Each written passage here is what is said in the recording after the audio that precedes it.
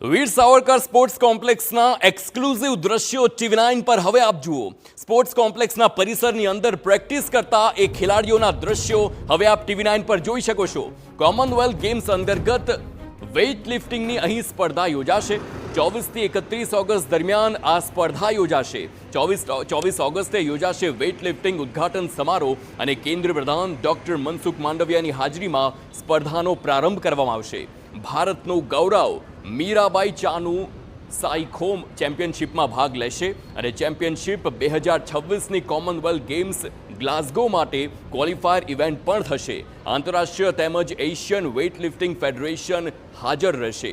Commonwealth weight lifting ફેડરેશનના 20 વરિષ્ઠ અધિકારીઓ ઉપસ્થિત રહેશે।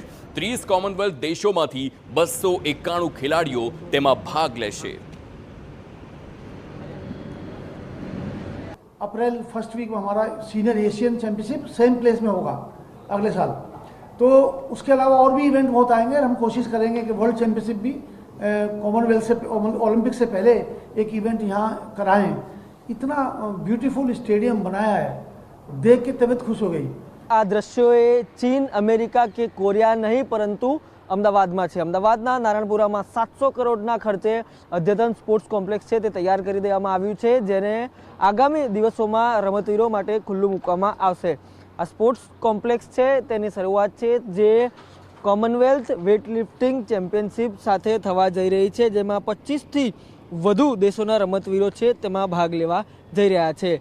ભારતને ગૌરવ અપાવનાર ઓલિમ્પિયન મીરાબાઈ ચાનુ ખુદ આ ચેમ્પિયનશિપમાં ભાગ લેશે અને અમદાવાદમાં પરફોર્મ કરશે।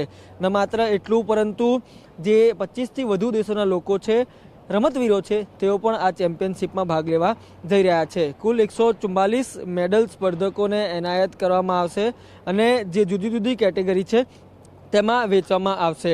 100 ટીમ અધિકારીઓ અને 50 આંતરરાષ્ટ્રીય ટેકનિકલ અધિકારીઓ છે તે આ સ્પર્ધામાં સહભાગી થશે। ન માત્ર એટલું પરંતુ વર્ષ 2036માં જે ઓલિમ્પિક યોજાવા જઈ રહ્યું છે તેની યજમાની ભારતને મળે તેવા અનેક પ્રયત્નો થઈ રહ્યા છે અને ભારત તેના સ્વપ્ન પણ જોઈ રહ્યું છે અને આ જ સ્વપ્નને સાકાર કરવા માટે વિવિધ જે સ્પોર્ટ્સ ઇન્ફ્રાસ્ટ્રક્ચર છે તે ઊભું કરવામાં આવી રહ્યું છે અને અમદાવાદમાં 700 કરોડના ખર્ચે ઊભું થયેલું વીર સાવરકર સ્પોર્ટ્સ કોમ્પ્લેક્સ તેનું એક ઉત્તમ ઉદાહરણ છે તે સાબિત થશે તેવું જે લોકો છે, આયોજકો છે, ગુજરાત સરકાર છે, ભારત સરકાર છે તે માની રહી છે અને તેટલા માટે જ આના ઉપર જે વિશેષ કામગીરી છે તે કરવામાં આવી છે।